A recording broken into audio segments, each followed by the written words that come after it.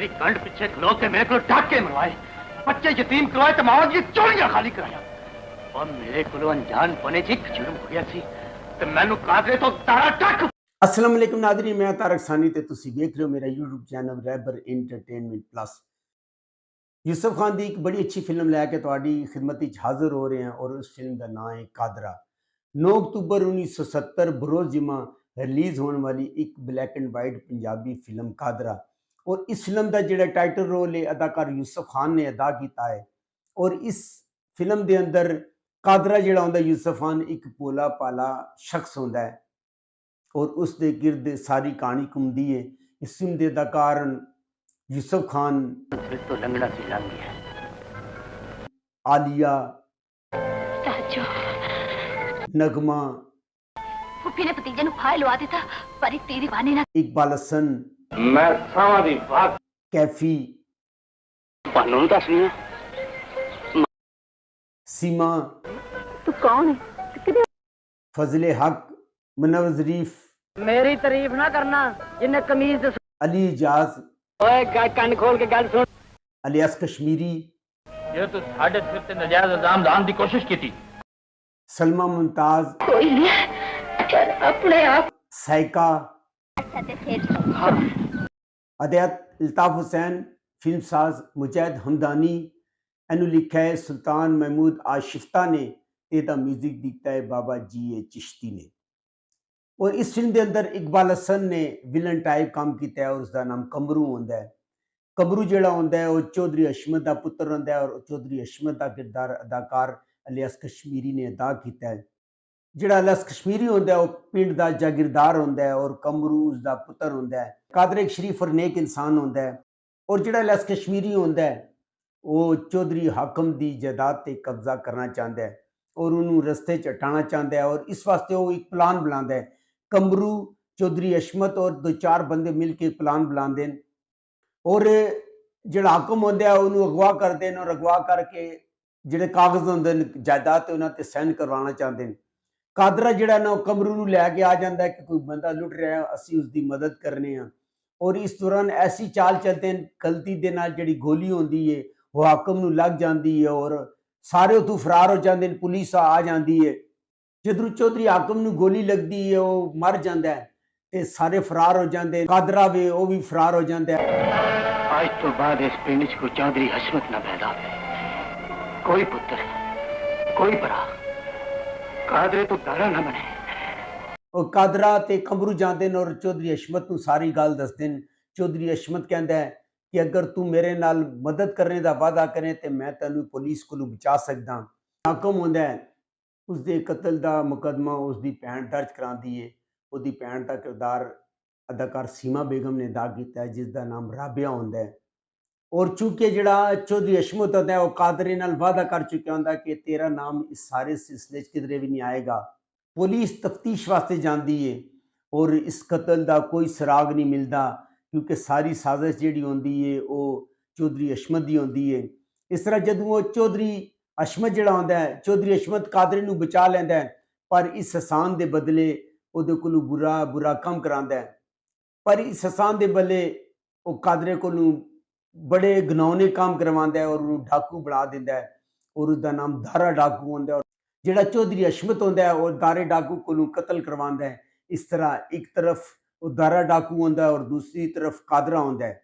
सलमा मुमताज ने इस फिल्म के अंदर कादरे की मां का किरदार अदा किया और फजले हक ने इस फिल्म के अंदर कादरे के प्यो का किरदार अदा किया और फजले हक जिहड़ा होंदा है उसका नाम अजीज होंदा है और अजीज जिहड़ा होंदा है चौधरी हाकम का मुंशी होंदा है। उसके जिहड़े जायदाद के सारे मामलात हैं वो अजीज के हाथ च होंदे हैं और चौधरी जी हाकम जिहड़ा होंदा है उसका एक पुत्र होंदा है जिसका नाम खावर होंदा है और खावर अफ्रीका ते विच होंदा वे और अपने प्यो के कतल तो बाद वो कुछ अरसे बाद वापस आंदा है। खावर का जिहड़ा किरदार है वो अदाकार मुनव्वर ज़रीफ ने अदा किया है और जिहड़ा बंदा उसनूं देखदा है मुनव्वर ज़रीफ नूं वो बड़ा परेशान होंदा है कि यार ए खावर किधरों है, लेकिन असल जिहड़ा खावर होंदा है कोई और होंदा है। एक चाल होंदी है, कहानी होंदी है। अदाकार कैफी ने भी इस फिल्म के अंदर बड़ा ही अच्छा काम किया है। उसका नाम जलाल होंदा है और वो भी पिंड च आंदा है और कोई भी जदों मौका होंदा है एक नकाबपोश आंदा है और आके मदद करदा है आके खावर की मदद करता है। और चौधरी हशमत जिहड़ा हुंदा परेशान होंदा है, वो सोचता है कि वो नकाबपोश किहड़ा वे। इधर जिहड़ा कादरा होंदा है, कादरा भी बड़ा परेशान होंदा है और डाका मारदा है और पुलिस उसदा पीछा करदी।